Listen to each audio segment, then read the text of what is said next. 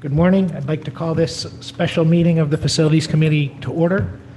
The first order on the agenda is election of a committee chairperson. As the most senior member of this committee, I think it's my job to do that, so I'll take nominations. I nominate Dennis Maroney for chair of the Facilities Committee. Any other nominations? Okay. Nominations are closed. All in favor? No, give me a second. Oh, second. Sorry. Do I have a second? Mrs. Parent, thank you. Mr. Brown, all in favor? That is unanimous. Thank you very much. I'm honored. Okay, our next item is update and discussion on a draft feasibility study to evaluate the removal of portable classrooms at the elementary schools. Dr. Adler? Good morning, everyone. Mr. Chairman, members of the subcommittee, we're pleased to be here this morning. John Scheib from Northeast Architects has gone back and taken the considerations from the board, the questions from the board the last time we were here. We've had a couple of meetings since then with staff, principals, central services staff, just to reflect on the feedback and also just see what John has put together for us. So he's pleased to be here this morning to talk about the three different aspects. We have them split on the agenda, so to speak, but hopefully they will reflect some of the recommendations made by the committee the last time we were here. So we're excited to review the draft. Yeah, John is joining us remotely this morning. Good morning, Alan. Good morning, everyone. Sorry, just for the record, I missed the last facilities meeting, but I watched the video, so I'm up to speed on everything. I watched it as well. John, what did you see the last part? I missed the last meeting. Yes. But I watched the video, so I'm up to speed. Oh, on you don't have everything. to. I think You're Sarah good. I watched it too. You're Yep. good. Okay. So we're all up to speed. Thank you for doing that. That is very helpful. Twice. Okay. Good morning, John. Good morning, Alan. How are you? Oh, thank you. Good morning, everyone. So, John, can I just introduce? yes, John, may I just introduce? Can you hear me? yes. I just want to introduce, we have a new board member this morning, actually. Well, it would just be nice to introduce the board members that we actually do have here this morning, if you don't mind. Okay. Sarah, do you want to introduce yourselves? Sure. Or? I'm Sarah Parent. Happy to be here. John Cini, I missed you at the last meeting. I'm Dennis Maroney, and we have one member on Zoom. Mr. Bryan is on Zoom. Yeah, right there, he's waving. And we have our new board chair, Mr. Deneen, who is at the back of the audience this morning. Okay, take it away. Good morning. Thank you. So to do the overview, and I'll what I think I'll do is share my screen, and that way I believe you have paper copies in front of you, but I can yeah, if it's easier for, I don't know if it'll be easier for me to share screen. Let me know if it's not. I see the report up there, but it might be easier if I'm guiding along here. So let me try that.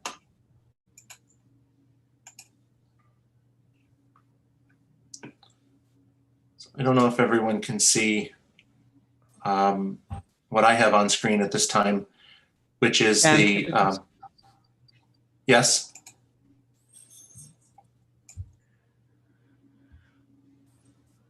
Okay.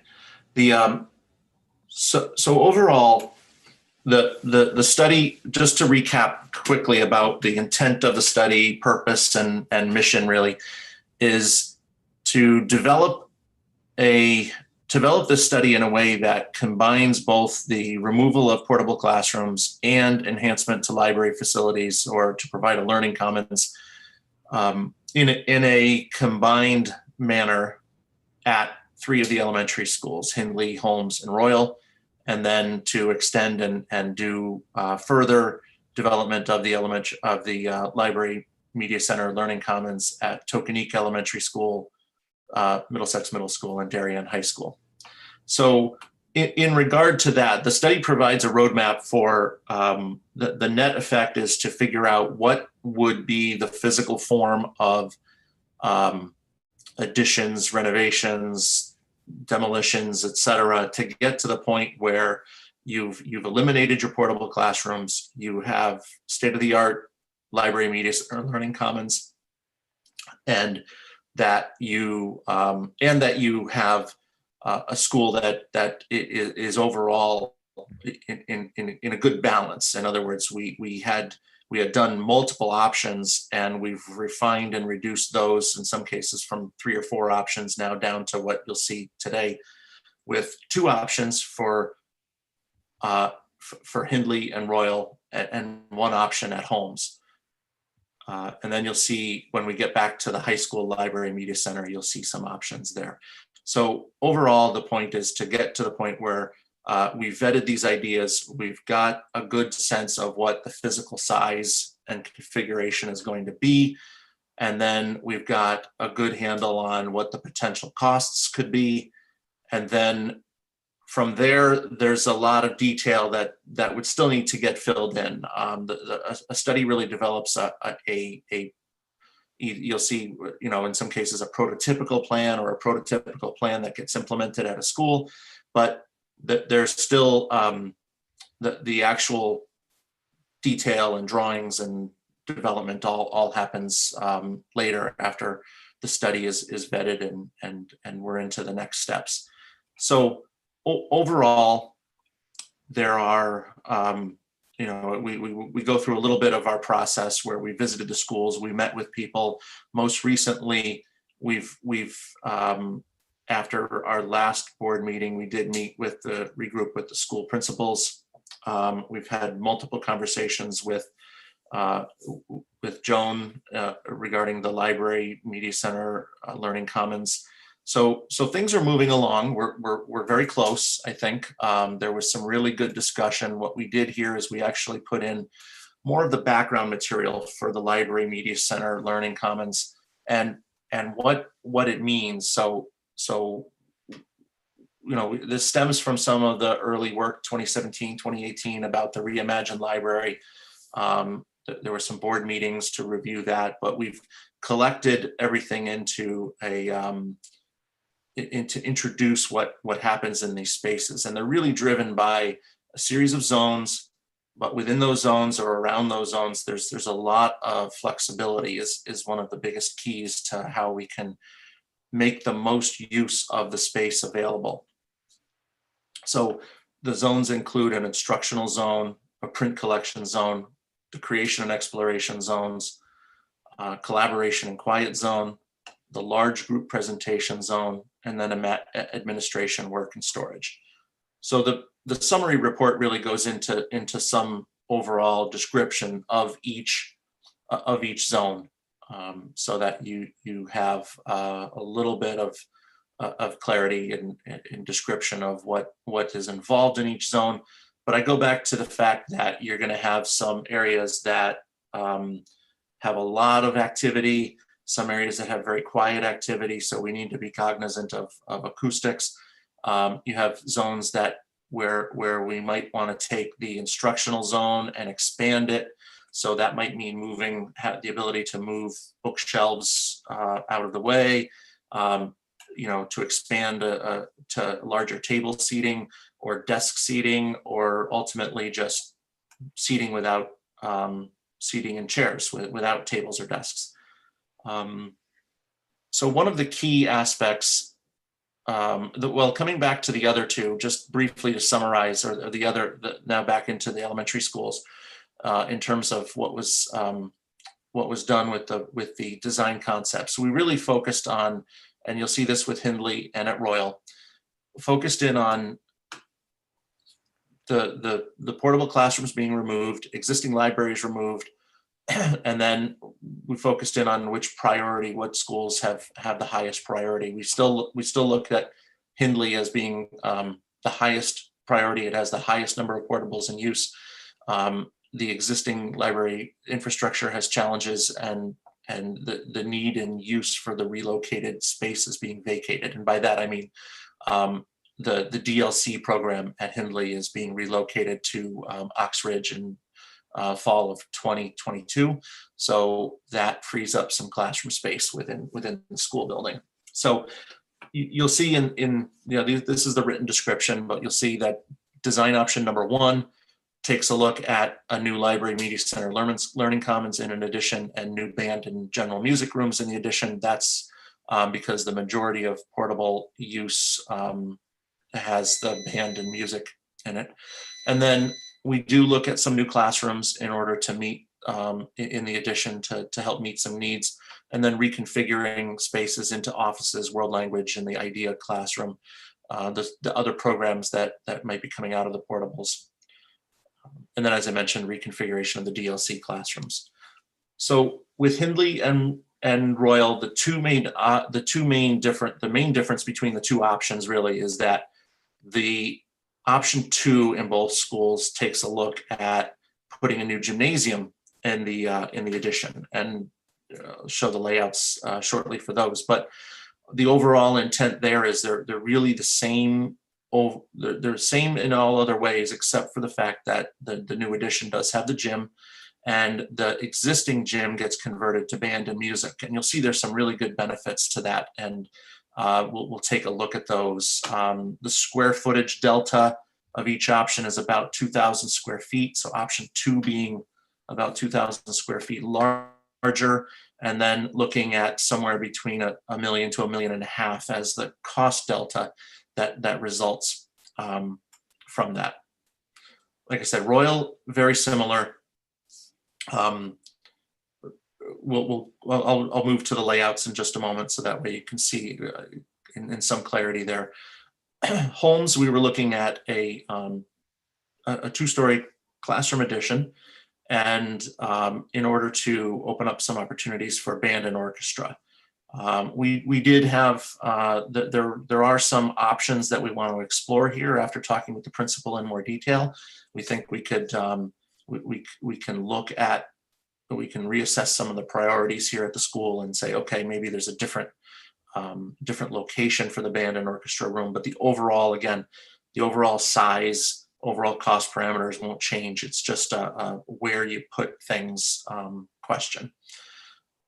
So we did a breakdown also for the library media centers for Tokenique Elementary School, for Middlesex Middle School, and Darien High School. And this page really highlights what those costs are, because in the where we're clearly doing additions, we can use some real hard data based on recent construction dollar values, and the information is there. But in this, I wanted to break it down a little bit further so that you could see what's general construction involved. So where are we talking about putting up walls and doors and some interior windows and demountable partitions and things like that. In some cases, room shades, some new room shades and things are included in general construction. Technology and audiovisual includes the video screens, projectors, projection systems, audio systems, some coordination with just general data technology. FF&E, furniture, fixtures, and equipment, gets into the where shelving has not yet been retrofitted for where the shelving has not yet been retrofitted for things like the wheels to make them movable and mobile, and then some new tables, new chairs, et cetera, to meet some of the purposes, and new areas for makerspace and whatnot. And then other project costs, these would be your design fees and other things associated with the project. Contingencies and escalation, just looking at the time range for when some of these projects would happen. We're trying to estimate the extent to which, if things don't happen for a couple of years, we wanted to take a look at where would we be out, anywhere from 1 to 3 years, depending on the timing of the implementation of the study. So we have more detailed information. The appendix here is the from the presentation done in 2018. So I'll move to the drawing diagrams so we can take a closer look at those, and I will try to expand my screen a little bit.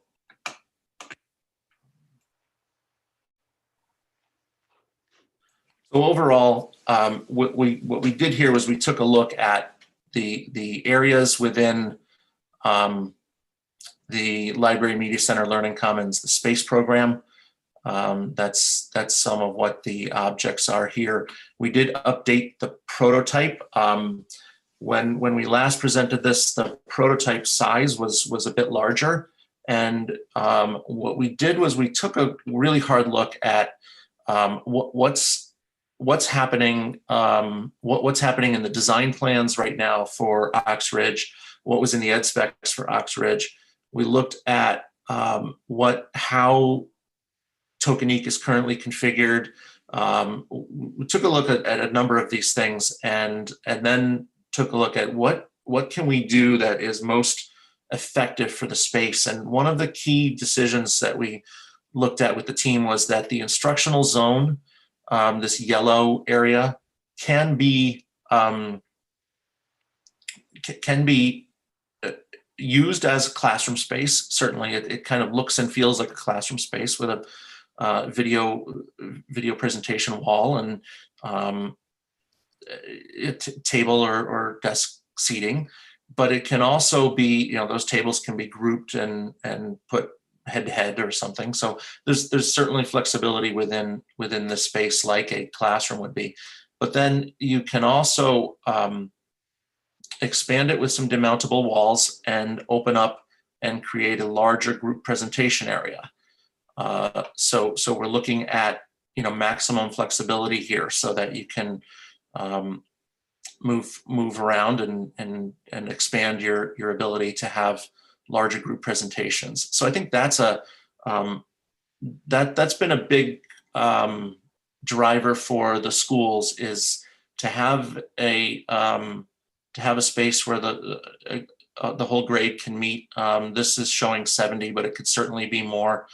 We're looking at how those numbers impact the layout, but that's a bit of a work in progress, and I don't anticipate any major issues there. So I think the way that this space can function, I think by expanding and opening it up, I think it's a great opportunity, and a great opportunity to share that space, because one of the things we quickly realized was that you really wouldn't have the ability to have a regular class in the instructional zone and then try to have an entirely separately dedicated presentation space with another 75 people in it, as opposed to 25 over here, doesn't really make sense. There's not going to be enough acoustical isolation or separation to really make that work. So the overall intent is to make it now expandable so that you could have a class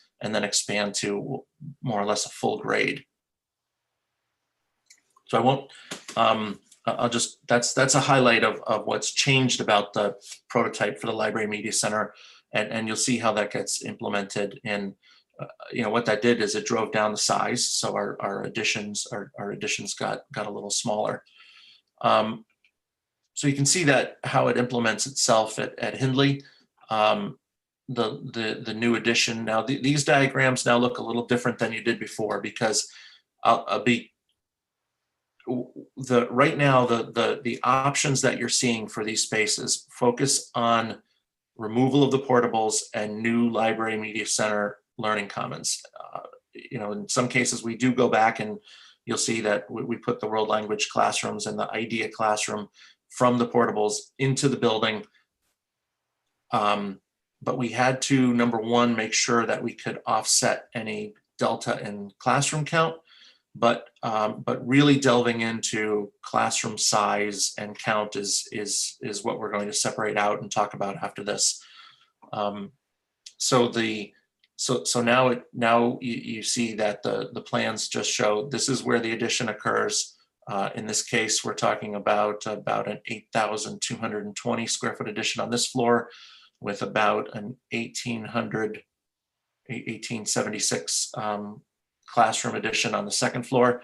And then, where DLC is removed, there's some new general classrooms and more or less replacing the ability to move world languages and IDEA into former classrooms that were being used. So big picture here at Hindley, that's option one.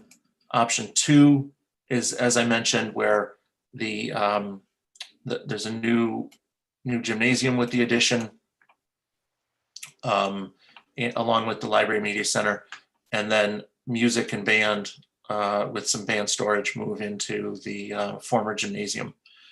Everything else basically the same from those options. Royal, in similar manner, taking a look at what happens there. New library media center, new band and orchestra and music classrooms within the new addition. In here, there are 4 new classrooms shown because Royal being a little bit different. We had, while we're demolishing the old library media center, the 4 classroom first grade addition, just to remind you, we were also looking at removing that at Royal for a variety of reasons. It's of the same vintage construction wise as the library media center. So it has some infrastructure limitations in terms of thermal performance, in terms of its overall long-term durability and long-term longevity. And because you had that 4 classroom addition here, and then you had your portables, the school got really stretched out. So we were looking at some ways to, can we really drive a very efficient use of space here by combining the new library media center, the new band, orchestra, and music, and new general classrooms, and create a tighter school. I think that's achieved here. Also at Royal, the other difference is that there's an internal stair in the middle of the corridor as you move from the general academic portion of the building to the gym and the auditorium. Looking at removal of that stair and creating an internal ramp so that you have a universal access throughout the building.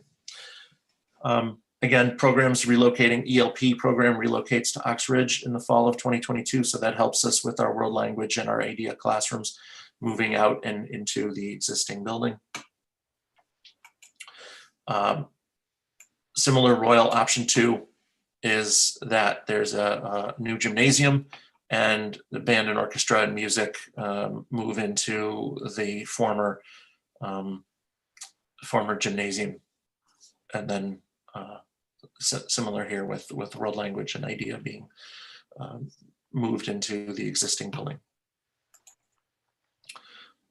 Holmes, the addition here is a 2-story addition. Here we split the drawings, first floor, second floor, but basically you have 2-story addition with some offices, complete renovation of the existing library media center space to achieve the goals and layout requirements of the prototype. And then music and band and orchestra. This is where we were reviewing it with the principal, and we're going to take a closer look at this location and see if some other location makes sense. You might recall we originally had music and band and orchestra in the new addition, but there were some limitations to doing that. We'll look at that option again. We'll look at another option that puts them elsewhere in the building. And second floor, the creation of the classrooms on the second floor. This does have some office and ancillary space to help address some other space needs at Holmes. So we were looking at doing that here as well, similar to the way the other schools take into account some of the IDEA and world languages that are being removed from the portables. Tokenique, the elementary school media center. Here again, we had some discussion with the principal of this school, and we have some similar to looking at music and band at Holmes. We're looking at revising this layout based on some input from the principal. So that's a work in progress there. Middle school, I think the layout here, the middle school and high school have vast opportunities because they are really nice spaces, both just beautiful. They have a lot of real estate to think about, which does mean you have to be you have to be deft with, I think, how the space gets organized. But we were looking at kind of this instructional zone here along the what is the west side of the space. Expand in and have the large group presentation zone. It expands out and open to this area, and then still have a lot of shelving, a lot of table area, and then more of a comfortable seating lounge area, maker space, the audiovisual green screen, small group rooms.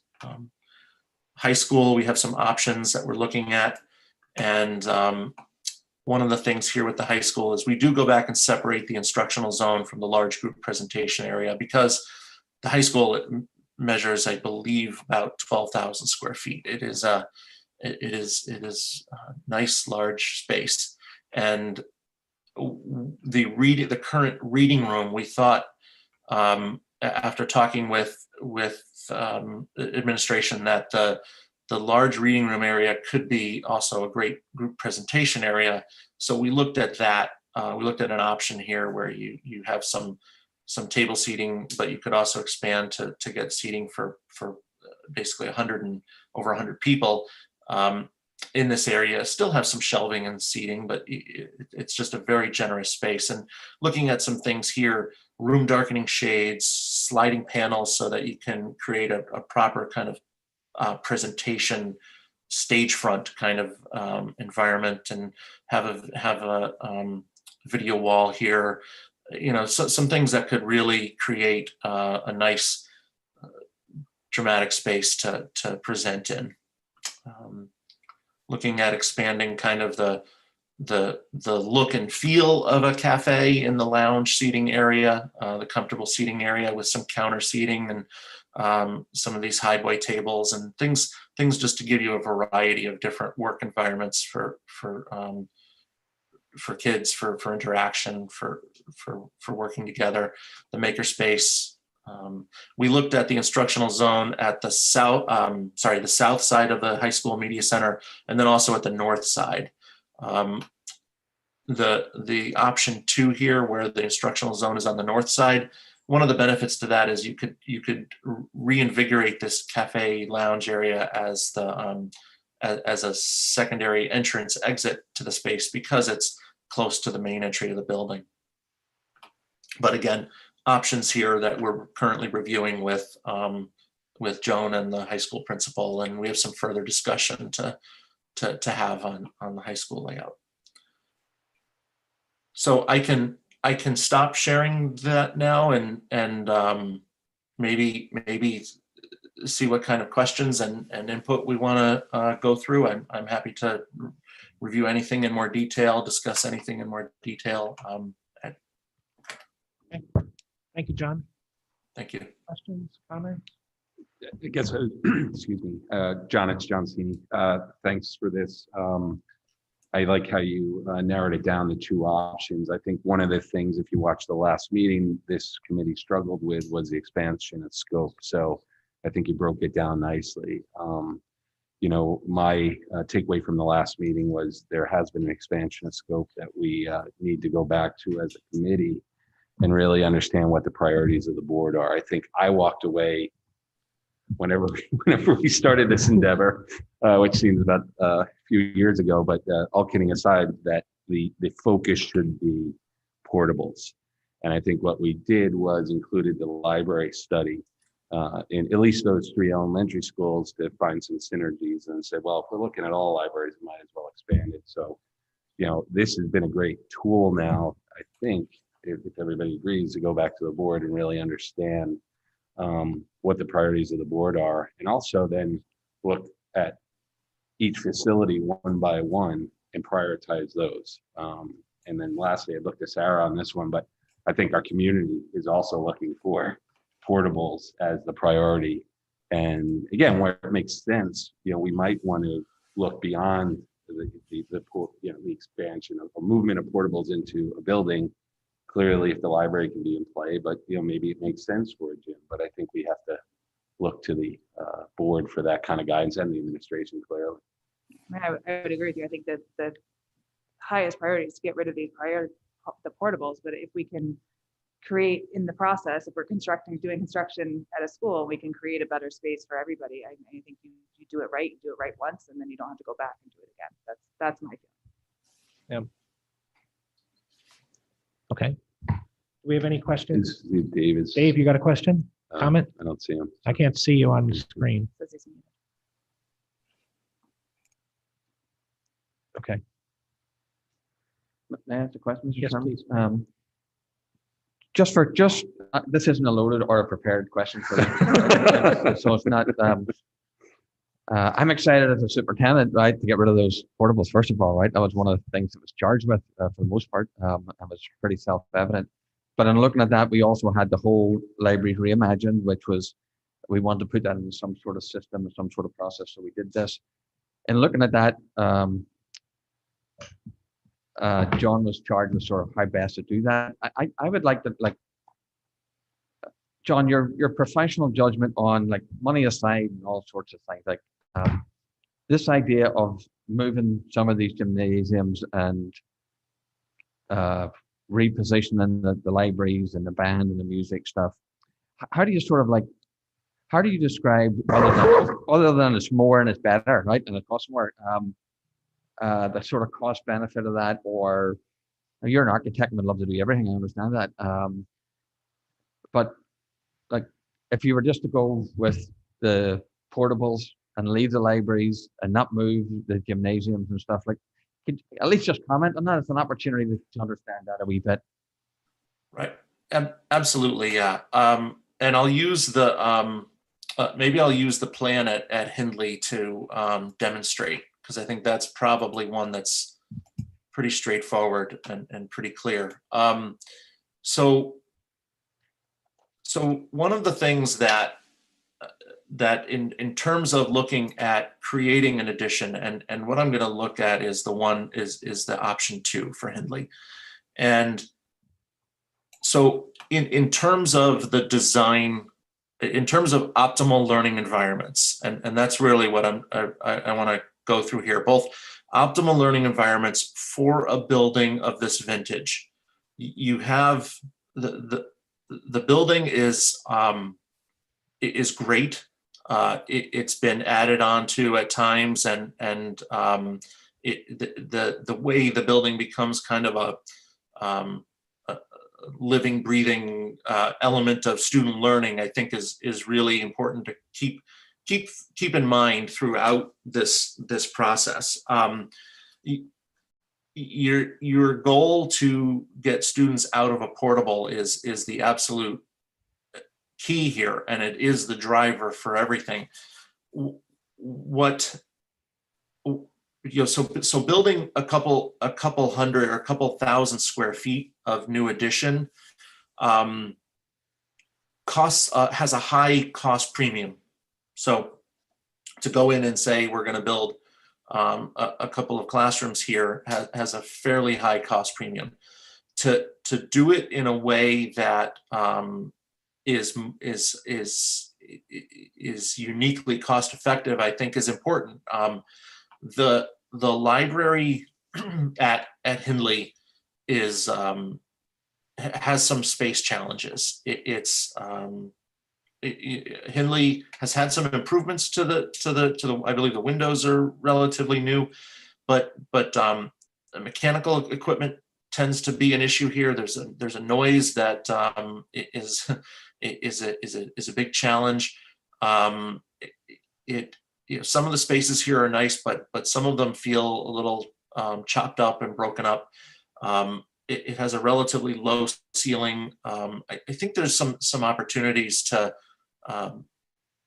from a standpoint of student learning, I think it would be really tough and constrained to try to open up some of the that instructional space, or that large group presentation space that's a key driver of the of the program with the library media centers.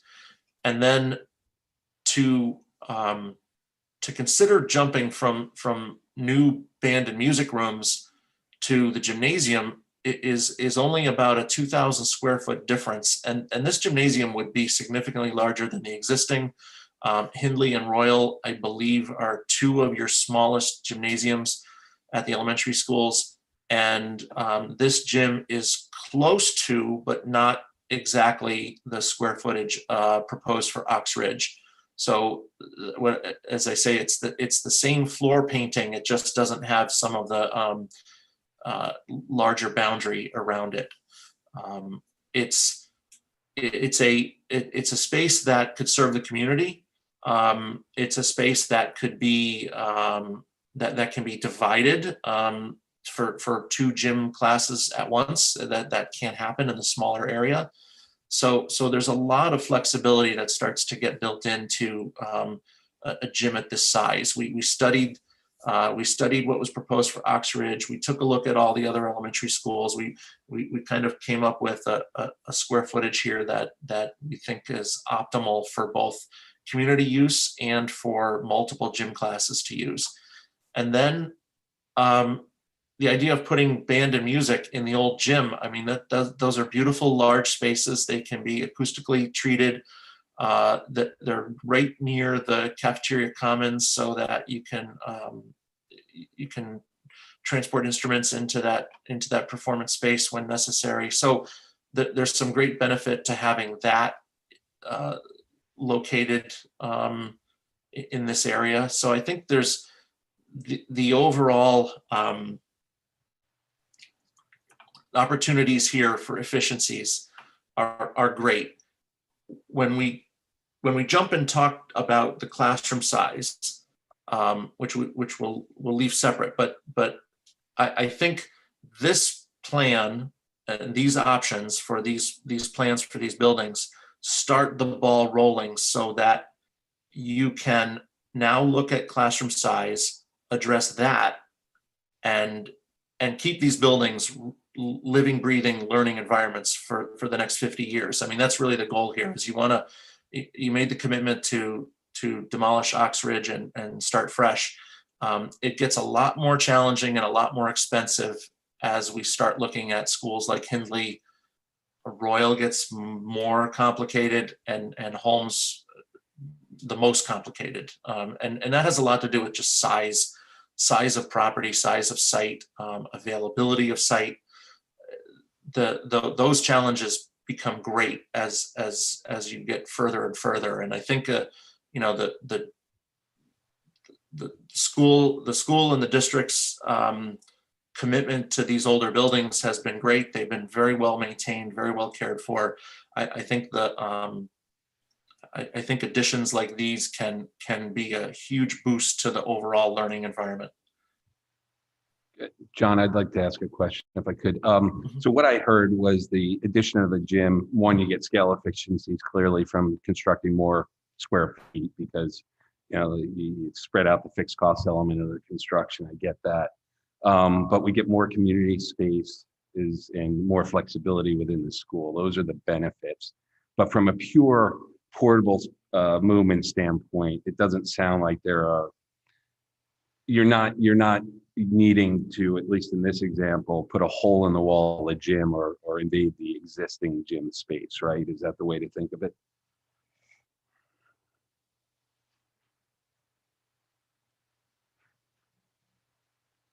Sorry, I was still muted. So remind me again here, when you're saying if we were to take this, well, I guess let me go to the other option. You could, yeah, I mean, if you just created band and music as new rooms in an addition, you could leave the existing gym as it is. I think it's about 2,400 square feet here. Is that what you're asking? I'm sorry. Yeah, I guess it's a perfect answer in that, I get where you're talking about expenses when you put a shovel on the ground. As you build more square feet, your cost per square foot is going to start to come down. So again, as a committee, we're going to have to go back to the board and say, is this something we're looking for? You mentioned classroom sizes too, and again, yeah, that's an ultimate goal if you're going to renovate the entire building, but that wasn't the scope of what we were asked to go after. So it's helpful in that, in your first example, we don't have to invade any gym space, if you will, which would cause us the need to renovate the gym. Are there, as a follow-on in the other two examples, are there any examples of which, we're gonna have to touch the gym space to adequately get the portables off the site and into the permanent building?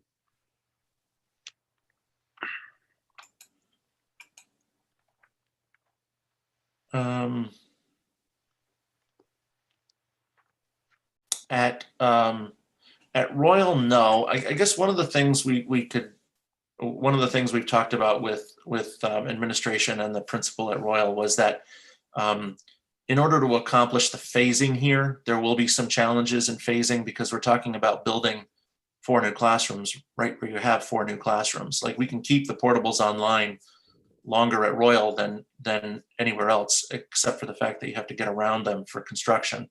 But there will be some phasing needs to consider at Royal with a plan like this, and that could involve some additional temporary classrooms in the short term to allow that to happen. And sometimes you do look at, because Royal does have a cafeteria, an auditorium, and a gymnasium. It's the only elementary school of these 3 that has that duality. So you may look at saying, well, in order to do this right, we may have to carve the auditorium up or the gym up into 4 classrooms temporarily so that we can make the phasing work here. So there is a little bit to I won't take Royal off the completely in terms of it's almost like only because you have the opportunity, potentially have the opportunity here that you don't have at the other 2 schools, that you could have to temporarily modify a large volume space to allow for new construction to occur. But if you do the same example, if you go versus option 1 Royal, option 2 Royal, again, you're not invading any of the existing gym space as I see it. You might have to use some of the existing gym space, but you're not putting holes in the wall or anything like that. No. Okay. And then maybe you could do the same thing at, which one did we do? Holmes, I guess? Holmes. Yeah, Holmes, Holmes has an acoustical issue that this study would seek to remedy. And it is the separation between the gym and the library media center. Right now, we did some investigation here, and the wall that separates the gym from the media center is, while it is supported on structure, masonry structure, down to a foundation wall, the floor itself used to be a stage, front. So if the actual wood floor of the gym extends in along a curve, and if you go in the gym storage room, you can actually see it firsthand where the curving wood floor ends and where the concrete slab of the media center begins. So that curve continues through gym storage and out into the other side of the media center. So there will be some invasive work associated with the proposal here. Really is to disconnect that floor at the wall and pour new concrete slab independent from the gym floor at the media center area, and that would greatly alleviate the sound transmission from one space to the other. Great, thank you. That's helpful. Mr. Brown, he was unable to unmute before. Can we unmute Dave? I'm good now. Thank you very much, Dennis. Couple quick questions, just looking at the plan, and I apologize, I'm not up to speed as some of my other board members, but I do think it's absolutely imperative that we get rid of the portables. Looking at some of these floor plans and just where the additions are cited, taking, for example, Henley that's on the screen here, if we were to go ahead with the new gymnasium and library as proposed, and then let's say 5 years down the road, we decide to demolish the entire building, the old building as it exists, we could just bolt on. There's no reason to not reuse those the way this is designed, correct? Absolutely correct. Yeah. Henley has the most generous site of the three schools we're discussing. You could, Henley is probably the only school where I would say you'd even remotely want to consider building new in the fields and then ultimately tear the old building down. But you could certainly do that in this plan, where you could keep the gym and the library media center and continue to extend a new building in another direction, and then most likely to the north, and then you would you could do what you will with the existing building. So there is that kind of there is a sense of some future proofing to some of these plans. If we do have to spend now, it's not money down the drain. At some point, it continues on. And then I know we've had a discussion about band and rearranging some of those spaces that were the former gymnasiums. And I agree with my board member, Mr. Cini, that it sounds like a bit of a mission creep and a change in what we were originally tasked with. My question is, are these just repurposes, or are these wish lists, or are these just, we would have open space, we're just reconfiguring, and it's not really a large additional cost. It's just, using what we would have once this is completed. Because I hear, we want to do this for the band. We didn't have a project for the band. That being said, if we free up space and it makes logical sense to use it for the band or for the cafeteria or for new classrooms, it's just wise use of the space that would be freed up. Well, for the most part, band and music are relegated to the portables. Okay. So that's a program that has to be accommodated somewhere in the plan. So that's why the first option has band and music as new rooms. And then the idea of doing the new gym is such that you would you create the new gym as part of the new addition, and then come back and we still haven't solved where band and music is going. So the former gym volume is nicely suitable to retrofitting for the band and music rooms. Now the plan would call for the budget and plan calls for suitable renovations, so that it's not just throwing up a couple walls and saying it's done. The budgets that are looked at for Hindley and Royal are looking at, those would be significant renovations to those spaces to bring them to be adequate. I appreciate it. So thank you for that, because that informs quite a bit. So it's not that we've gone from libraries and portables and now band. Band is part of the result of what we would change in the portable. So of course we're going to have to address that as part of this plan. So it's not a mission creep, if you will. Absolutely. Now that's the one consistent thing through, and I know COVID has changed some things. I think because they don't have band, I believe. So they're using what was the band room as general classrooms to be able to reduce class size. So COVID has changed that, but as of the start of our study in February, when the world was different, every one of these three schools, I believe, had band and music in their portables.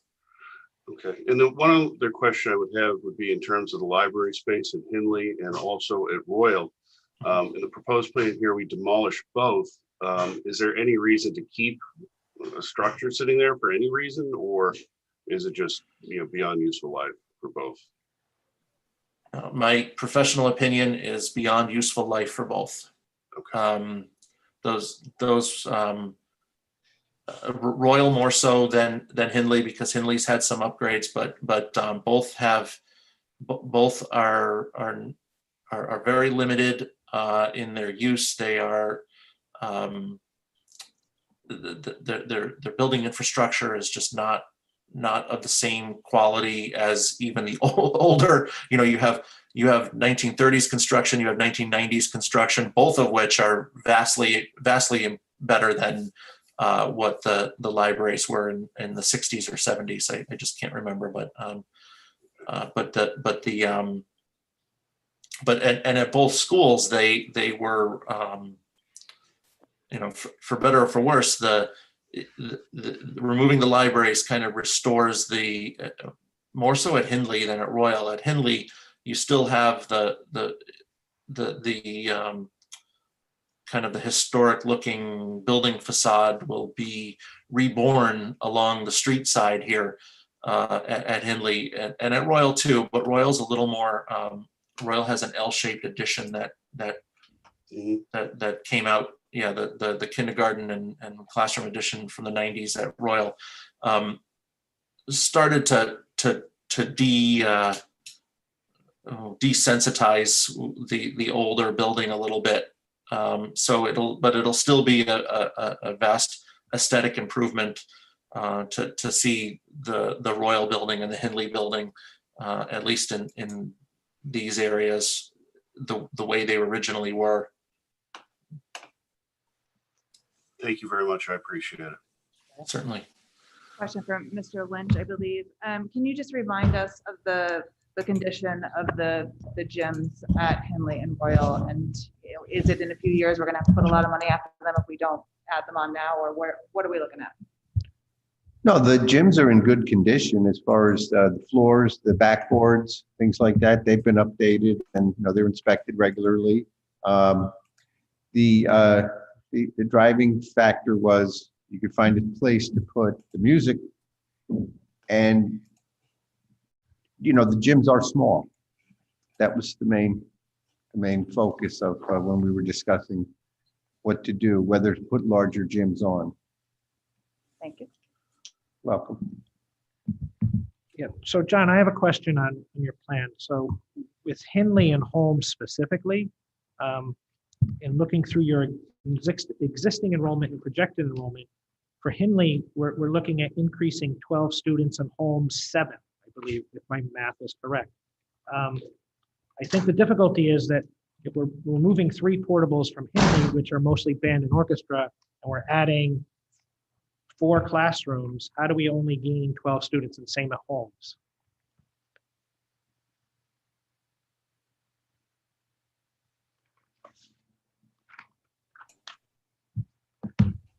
Sorry, I think these are not capacities. This is the actual projected enrollments from the enrollment projections that were done 2 years ago. So that was just, I think the enrollments were listed here on the drawings just to give a frame of reference. I read it as capacity. My mistake. I'm sorry. Okay. Yeah, I'm sorry. So we can, because at one point in time, well, I think we'll come back to classroom enrollments and whatnot during discussion about the classroom size. Okay. So for the most part, those could probably be removed from this because we're not gearing, well, we need to keep it in mind, at least, that we were gathering information, we understood, we want to just be able to at least, whenever there's a review of the plan, just to say, like, is there something out there in the next 8 to 10 years that's a major driver, major increase, major reduction? We don't necessarily have that here. So we're looking at generally maintaining student capacities and being able to do so with the Okay, thank you. after in the post portable plan. And I have a similar question to Mr. Brown about the library. The library is being removed, and maybe this is directed to Mr. Lynch. Is there any reason you would need those for storage or any other type of usage to leave at least one of them, or is there with the addition will we be covered?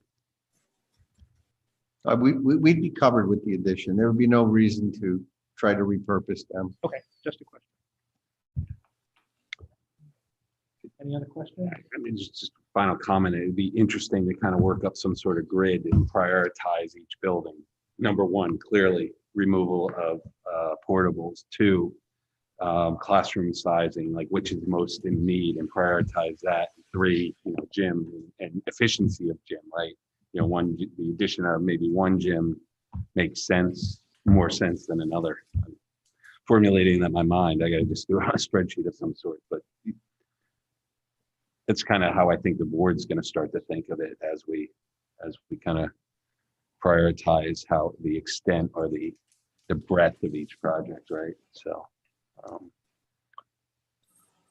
Well, the issue of the classroom size is a whole other thing that was added. Yeah. You talk about mission creep, that's a whole other, not really, but yeah. Exactly. I mean, that's kind of where I was going with that. Okay. So I think do we have any more questions? Sarah, Duke, any questions? Dave? All good, Dennis. Thank you. So I think we've kind of touched upon update libraries for secondary schools as well. And then our fourth item is review of the classroom space study, John. And just before we move on to that agenda item, so the goal is next to bring this report to the board, Alan, in a summary at some point in the future. I believe that was the plan. That's what we shared with the board at the Okay. prior meeting. Yeah. So what kind of timing do you think when do you think over the next month or so? I think we're ready. We will be ready to go at our earliest convenience. At this Okay, point. good. Okay, great. Thank you. I mean, do you want us to do the work that John's just proposing to do a spreadsheet? Or is that? I would suggest we go to the board with a report and then, kind of that would be a discussion when we, that. I think all of it really great questions on the conversation. Points throughout the course of this. The original priority was the portables. The conversation is good. There's a lot of issues here, but I think it's good. I think part of this early on, the overall master plan, sort of moving into the master plan. So I'm not saying it's a bad thing, but then have to go back to prioritizations. And if it falls into updating moving through the master plan today, that pulls true up back to portables, how that ties into the timing of observation coming online, and then a prioritization from a school standpoint. Tough for my time. Okay. And I think you also have the updated enrollment numbers from the last meeting, just to your point, Dennis, of is this capacity, is it future capacity or enrollment? But some thought around that in terms of what the numbers look like going out and number of classrooms and classroom size and number of kids in a class. Right. Perfect I segue. think that's a perfect segue, John, to a review of the classroom space study, which you provided a document as well. And thank you.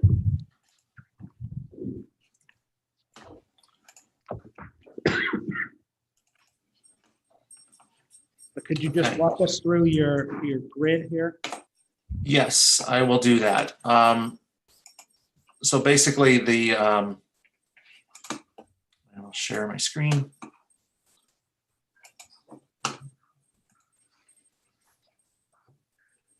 Okay, so really the intent here is looking at the facilities, doing an analysis of the facilities at Hindley, Holmes, and Royal, looking at existing classroom size in relation to the standards for the town, which are really about student count and actual class size, and then looking at the current quantity of classrooms per grade level. We look at a standard or at least a look at how we can try to compare it to a standard. And then there's some interpolation that has to happen here because of the ranges of classrooms, or the ranges of student count, the ranges of what's available, because it's one thing to say you have X number of students times some kind of more or less imaginary factor, and then say, I need to plan for this many square feet for my classroom. It is a bit more challenging to go through the math and look at what starts to constitute a classroom that is undersized for the anticipated count. So that's really what the, we were provided floor plans with the areas. We were provided with the current grade level distribution at each school. We were provided with what's called the low end, the optimal, and the high end student count, class size per grade level, because it does change. The classes are smaller at the younger ages and get larger as the ages increase. And then we looked at Oxridge, the proposed plan at Oxridge and the square footage is there, and then the recent what was recently done at Tokenique. So the overall, and I'll go to the table here to walk through this.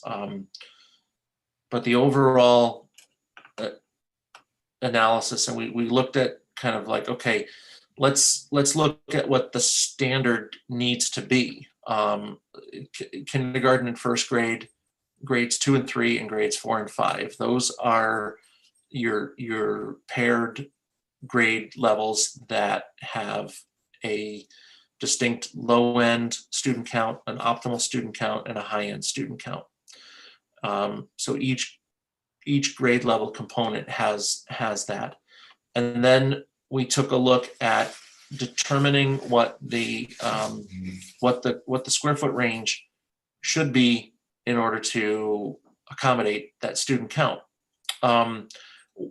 There are not a lot of standards identified for this, but one thing we did take a look at was simply what the state of Connecticut says. The state of Connecticut says a kindergarten is based on 25 students, and they're say 1,200 gross square feet. So one thing we have to keep in mind is the difference between gross and net. Gross is a planning tool. It usually includes built-in storage. It usually includes, at these grade levels, it would include bathrooms. It would include half the wall, if you will. So imagine a wall construction that's separating a classroom from another classroom. So somewhere that all that square footage has to get counted. So if you think of the kindergarten standard of 1,200 gross and the grade 1 through 5 standard of 900, those are high end numbers. But they do give us a factor. If you simply divide 1,200 by 25, you come up with 48 students per square foot. And then if you do the same 900 divided by 25, you come up with 36. So we looked at developing a sliding scale factor here, interpolating, as I said, so that we can come up with acceptable square footages that are within your low end, optimal, and high end ranges. So we come up with, the net result is to come up with some ranges, and you can see a kindergarten of 18 students, kindergarten or first grade of 18 students could be 774 square feet, but 22 students at the high end, you could be closer to 1,050.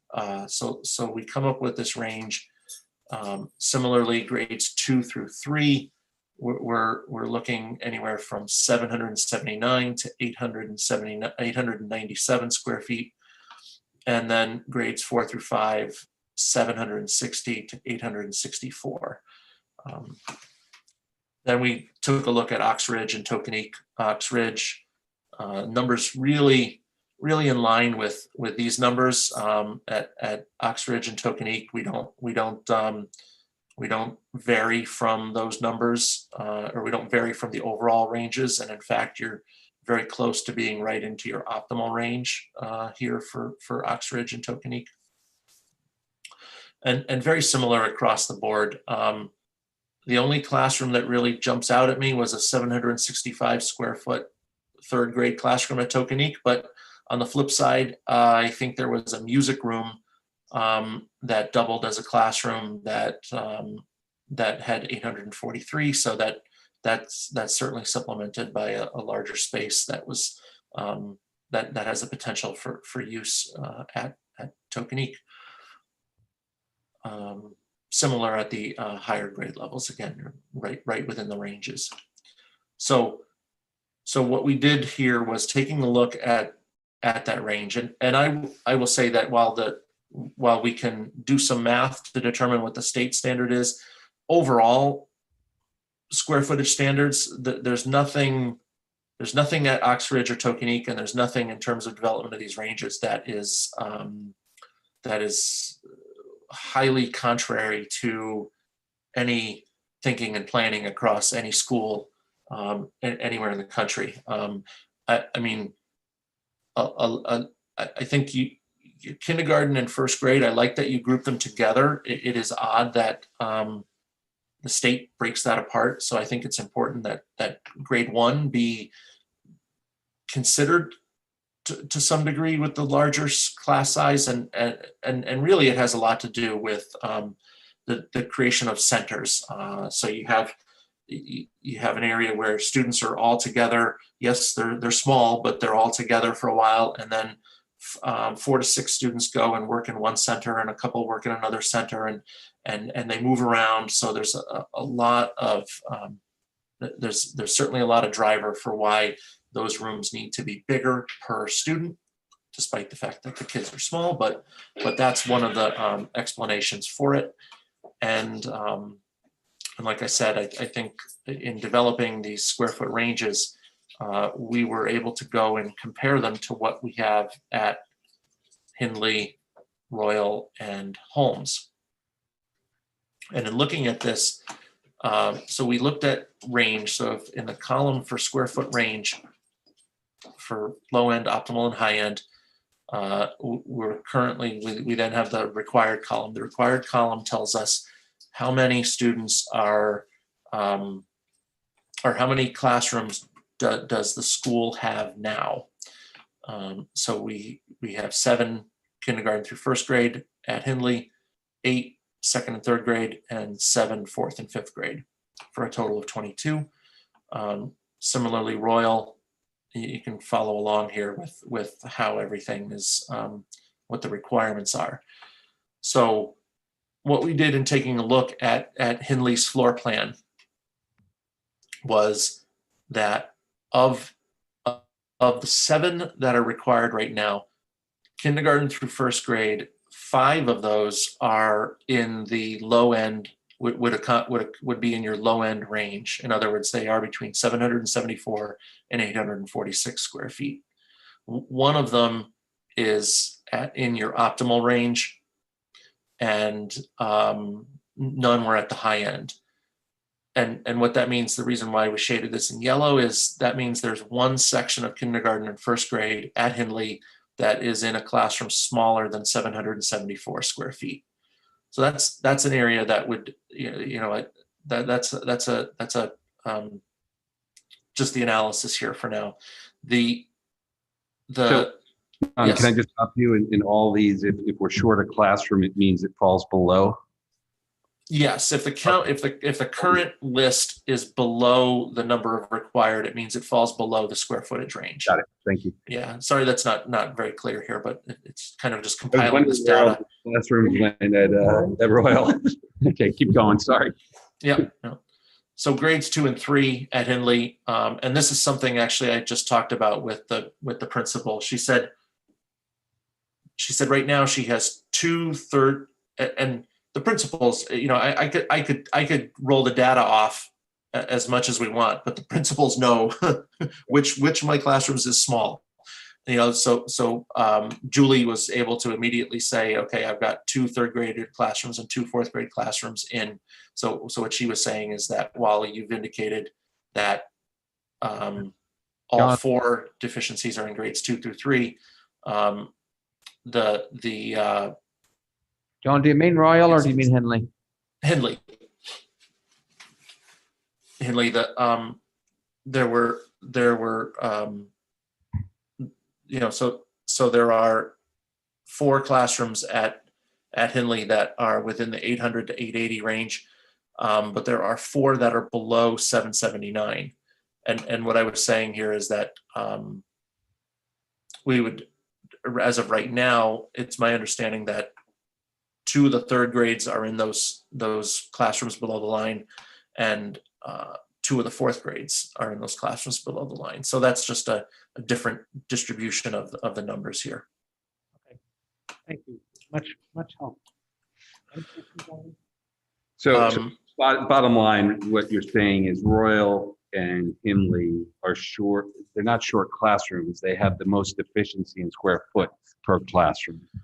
And those, if we were to consider that as a board, as a factor in terms of prioritizing, we would probably want to look at those schools in those lights, but in that light, I should say, or those factors, right? I mean, Well, for me, I think that's one. I think the other part for this, for me, is that what I don't want to see happen, and what, you don't want to build to your maximum capacity, but you need to build flexible space. And what I fear, that's the right word, is that we do this work, we get a bump in our enrollment, and then we go back to portables in 10 years. well, I that's think it's why, the last thing we want to do. yeah, and that's, Build flexible Yeah. space to absorb growth in enrollment. yeah, and that's where it all comes together with the enrollment study and the prioritization.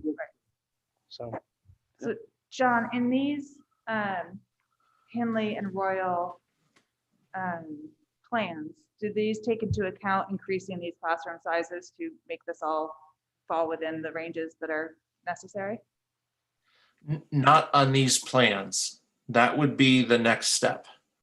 The next step would be to do a study on the building layout to determine how, based on some of the new classrooms created, based on some of the programs being vacated to Oxbridge, what can we go back now and look at? Can we go back and look at specifically Hindley and Royal and determine how these deficiencies can be accommodated? That would be the next step. Like I said, with the plans that were presented just a moment ago, really just focused on portable replacement and library media center learning commons revisioning. great. Anything else? Good. Dave, anything for your end? I can't see you. Hearing nothing? Okay. Mr. Chairman, would the classroom size report be part of the report back to the board also? I think so. I think yeah, that should be part of it. for sure. Yeah, and again, this is something that is well beyond what we were looking for as a board when we initially went, but it's useful information and I think it's important. to should be consider. shared. And I will update this based on the current use at Hindley, understanding that requiring 8 second and third grade classrooms, and this 4 should really be 6, and then 7 fourth and fifth grade. This number here should really be 5. So that way it's not.